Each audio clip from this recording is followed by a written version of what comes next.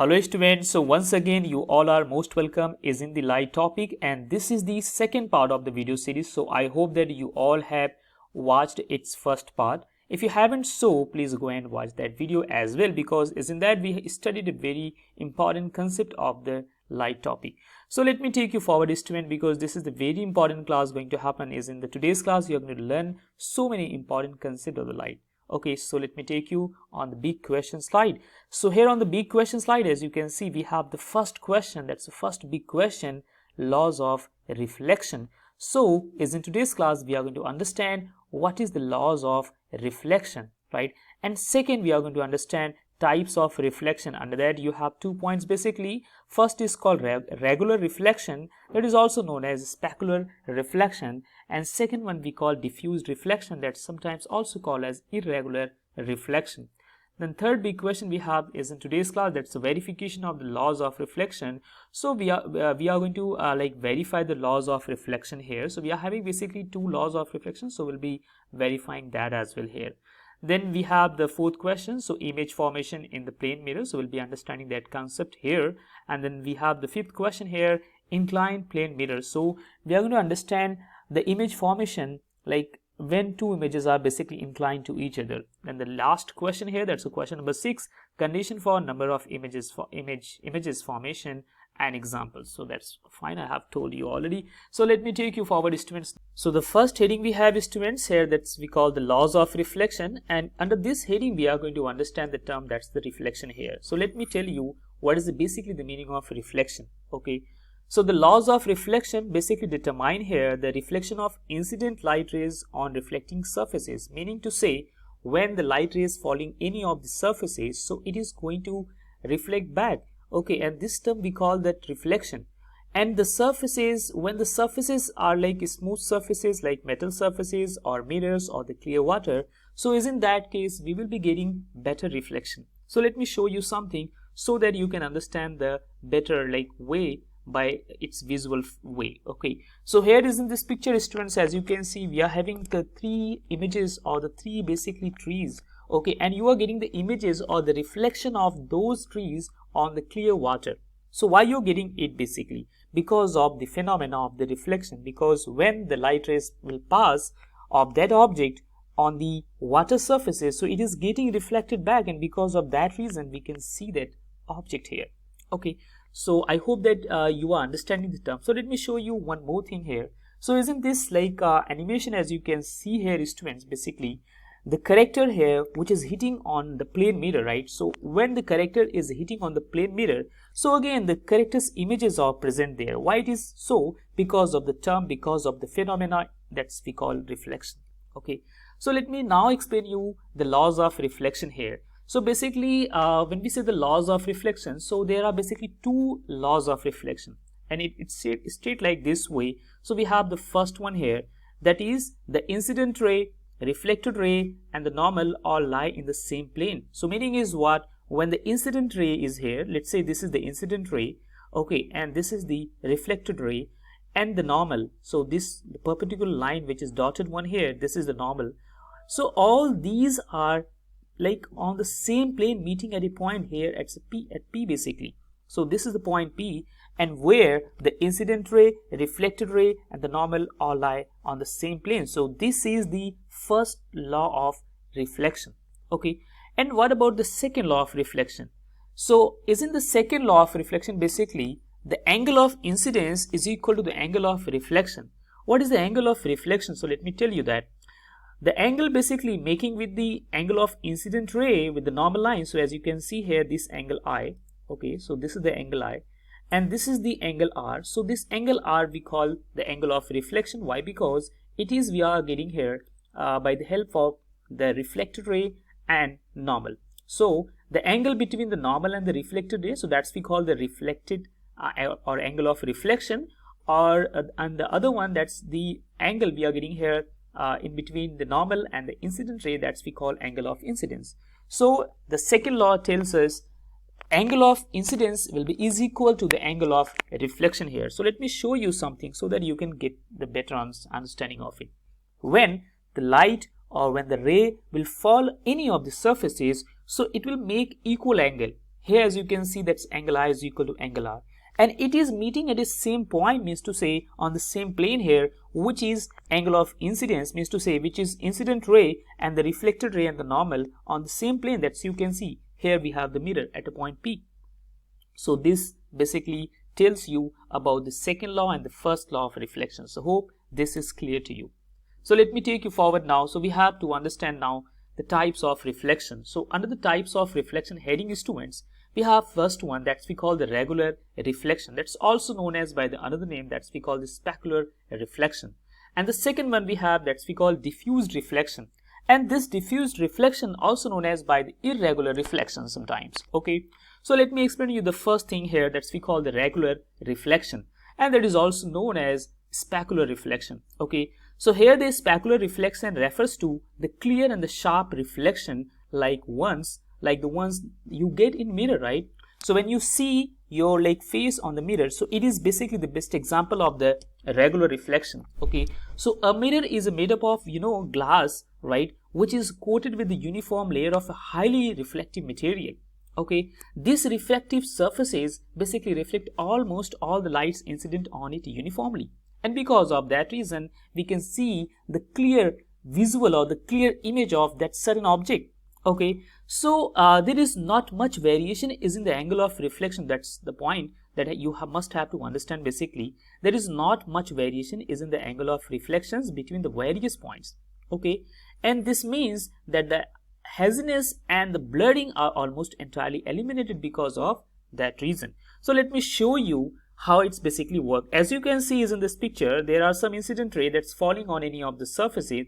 Okay, and after hitting on that surfaces, by obeying the laws of reflection, basically the first and second laws of reflection, it is going back by just making equal angles. Okay, so it's look like this way when all the rays will fall any of the surfaces, so it will make equal angles, means to say the angle of incidence with their normal line and angle of reflection with the normal line again, it will like making the same angle. Let's say I is equal to R, it will go back, and this is the we call the regular reflection. So as you can see, all the rays are parallel to each other, the incident ray also parallel to each other, and the reflected rays are also parallel to each other. So hope students this like part is clear to you. That's we call the regular reflection. So let me take you forward now. Now we have the irregular or diffused reflection here. So what is the meaning of irregular or diffused reflection? So the name itself giving you the sense of irregularity, right? So when the rays are not like regular, means to say after incident the ray the reflected ray, when it is not is in the parallel way, when it is going randomly here and there, so that's the term that's we call irregular reflection. Okay, so let me just clarify you. So here the reflective surfaces other than mirror, so let's say you don't have the now at this time the reflective surfaces like other than mirror, means to say the surfaces are not the smooth surfaces. Okay, in general the surfaces are very rough finish. Okay, so this may be due to wear and tear such as scratches, dents or dirt on these surfaces. In the case of such rough surfaces, the angle of reflection when compared between the points is completely haphazard, means to say the angle of incidence and angle of reflection will not be in the same appropriate way, means to say, and because of that reason it is randomly, the reflected ray will randomly move here and there because of the surface is not smooth. Okay, so for rough surfaces the ray of incident and at slightly different points on the surfaces it is reflected in the completely different direction, and because of that reason, as you can see here is in this picture, basically it is not going is in the same direction, means to say after the reflection it is going randomly here and there, as you can see the animation of it. So this type of reflection is called diffused reflection and is what enables us to see non-shiny object, and because of that reason when we don't get the proper reflection of that certain like object, because of that reason we don't get the shiny or the clear visual of that particular object. Okay, so this is the second we have studied, that's we call irregular reflection or the diffused reflection. Okay students, I hope you are understanding the concept here. Okay, so let me take you forward now. Now we have the verification of the laws of reflection. So under this heading we are going to understand how it's basically work properly. Okay, so as you can see students is in this picture here, we have a torch here, so from where we are going to produce some of the light, and that will like I have taken here a single ray to show you that thing. for the clear understanding.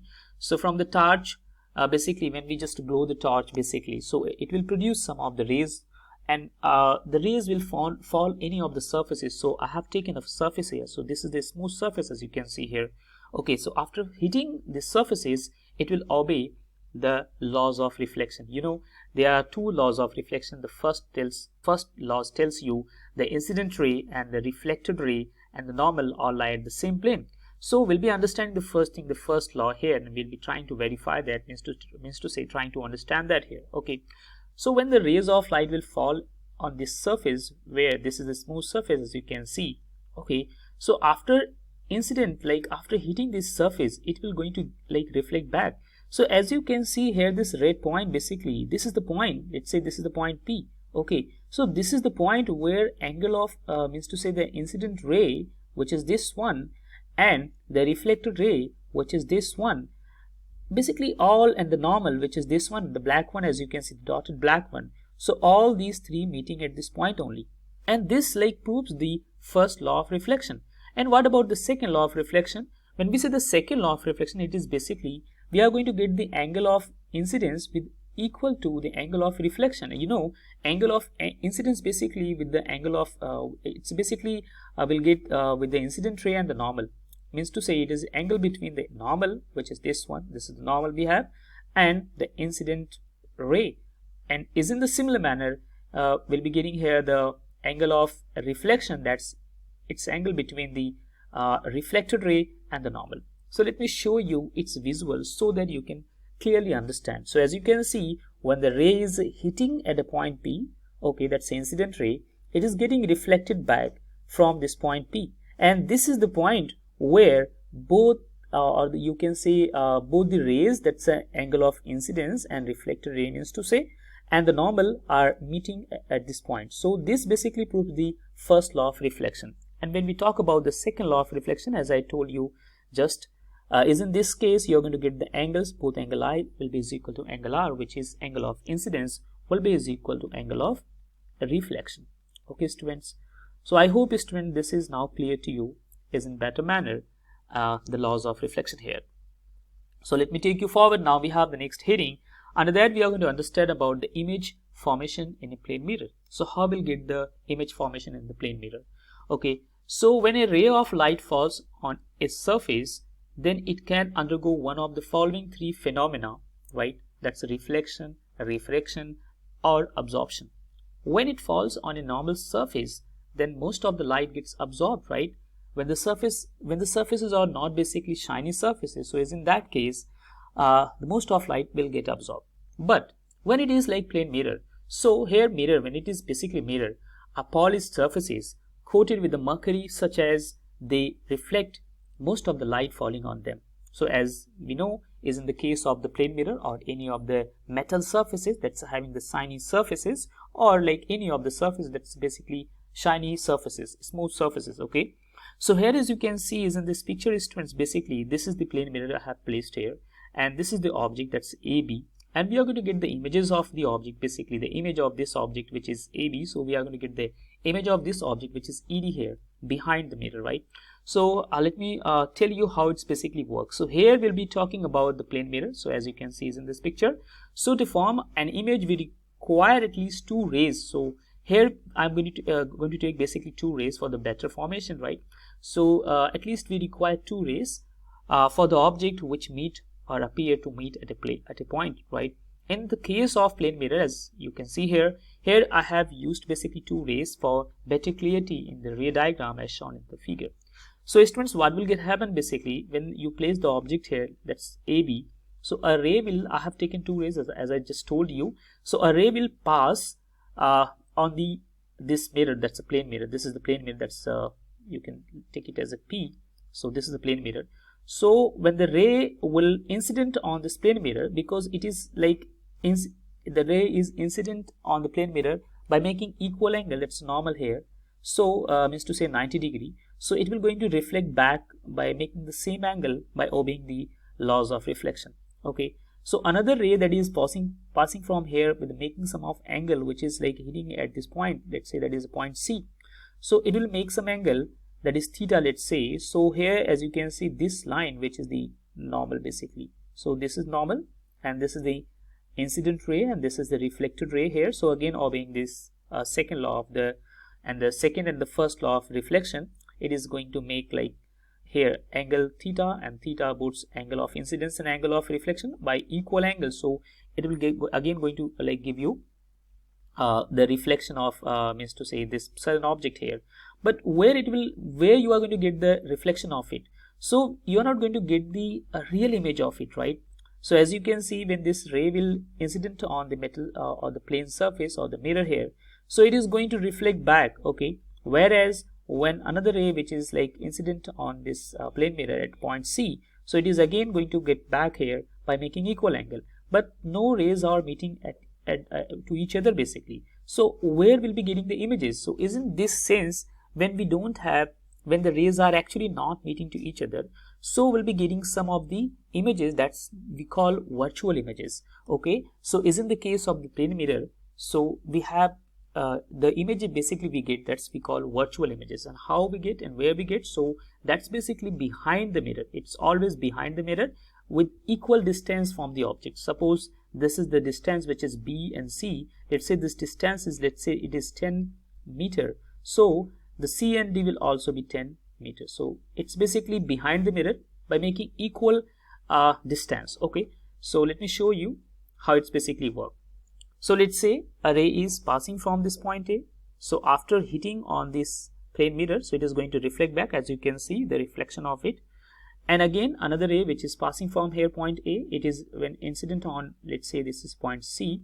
So again it will go back by making equal angles and obeying the first and second law of reflection. So as you can see, we are don't like getting the after reflection, we don't have any of the point where rays are meeting to each other, and because of that reason we don't get any of the images, any of the real images means to say. But when you just drag the dotted like it's backward, means to say when you just drag it backward, which is dotted line here, okay, so which I have shown is in the black color, so it will meeting at a point E, and this is a point E that will give you the virtual image of this object, that is AB, okay? So this is the virtual object and it will be having the same distance from the plane mirror, which is of 10 meter. So this ED is the virtual image. That's as you can see, it will having the same size, okay, but it's basically laterally inverted, means to say left will be is on the right and right will be is in the left. So that's we call the laterally inverted. So here you are going to get the images of this object, that's HI here, but it will be laterally inverted but equal in size. It's in nature, it's a virtual, okay? So you must have to know the point here, students. Based on the type of reflection surfaces, we can classify mirror as a concave, convex, or the plane mirror. So it is based on the surfaces. We can classify further mirror as basically three types. One is concave, other is convex, and we are presently studying that's basically plane mirror. So let me take you forward. Now we have the next heading that's very important, the mathematical way how we can find out the number of images basically. So here inclined plane mirrors. So when you have plane mirrors and both the mirrors are basically inclined with some making angle, so in that case basically how many images we are going to get. So that's the point. So that's we are going to understand here on this slide, okay? So inclined mirrors means to say if the images of an object is viewed in a two plane mirror that are inclined to each other, right, more than one images is formed. So in that case we don't get single images, we'll get more than one images, right? So the number of images basically depends on the angle between the two mirrors. So it is basically depend on the angle between both the images when they will be having some inclination to each other. So as you can see, students, is in this picture, this is the angle A, that's basically angle between the two plane mirrors. So here you have this is the first plane mirror and this is the second one, right?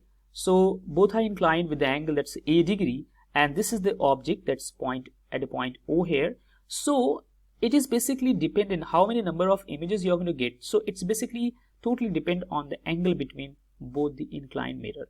So here we have the formula. So let me explain you that. So the number of images formed in the plane mirror inclined at an angle A to each other is given by the formula below. So here the number of images, that is n, and that n will be is equal to 360 degree upon theta minus of 1, where theta is the angle between the two plane mirrors or the two inclined mirrors, right? So by using this formula, we can easily find out the number of images. Okay, so now we have some conditions, and by using some condition, we can easily find out the number of images. Okay, so condition for the number of images formation here. So we have the first one here. If the value of 360 degree upon theta is even, means to say when you are dividing the number 360 degree and whatever the angle will be there, and after division you are going to get the, let's say, any of the even number, then we will use the formula, that's the number of images. So for that case, for finding the number of images, we'll use this formula, which is n is equal to 360 degree upon theta minus 1. So this is the case for the even number, right? When the division of 360 degree upon theta, that's even number. But in the second condition, when 360 degree and upon theta, that's an odd number. Let's say that is any of the odd number. So as in that case, we'll use this formula to find the number of images, which is n is equal to 360 degree upon theta. So we'll just eliminate the minus 1 here, minus 1 here, we don't write minus 1. Okay, students, so this is the two terms. This is the two like important condition you have to understand. It is totally dependent on the even and odd basically. When you divide 360 degree by the angle theta, that's basically angle between the two inclined mirror. So if it is even, so you're going to use the first formula, and when it is odd basically, so you're going to use the second one. Okay, so let me show you some of the examples so that you can understand it properly. So when I have taken theta is equal to 60 degrees, so this is the first case. So by using this example, when you divide 360 degree upon 60, so you're going to get the number which is 6, which is even number, right? So when this number is even, so we are going to use the formula which is n is equal to 360 degree upon theta minus of 1. And as in this way, when you solve it further, because you know 360 degree upon 60, that's to give you 6, and 6 minus of 1, that's equal to 5. So as in this way, you are going to get the number of images that is equal to 5, right? So here, when the angle between the two inclined plane mirrors, so the number of images will be 5. Okay, the second case is in that I have taken the theta which is 40 degree. So then the value of here 360 degree upon 40, that is equal to 9, which is odd number. So the number of images by using the formula which is 360 degree upon theta, that is equal to 9. So in this case, you don't have to use minus 1 here. So this is the number of images which is 9, and that's the right answer. Okay, students, so hope you understand the concept. It's totally depend on the even and odd as well by using the formula, and you can easily find it out. Okay, so here is the last question, and this is the practice question for you. So at the end, I have like bring you a very important question. You can just try to solve this question, and then after you can comment me is in the comment box. Okay, so this question is especially for you. So here what you have to do, you have to find the number of images formed by the angle between the two plane mirror, which is of 30 degree. So as you can see, this is the two plane mirror, and both are inclined at an angle of 30 degree. Okay, so you're going to tell me, you're going to answer me how many number of images you're going to get when two plane mirror inclined by the angle which is 30 degree. Okay, and which formula you will be using here. So that's the point, that's the final like question for you. So hope students you all have understood this very well. Now that's all about this today's class. So I'll say finally thank you so much. Bye bye.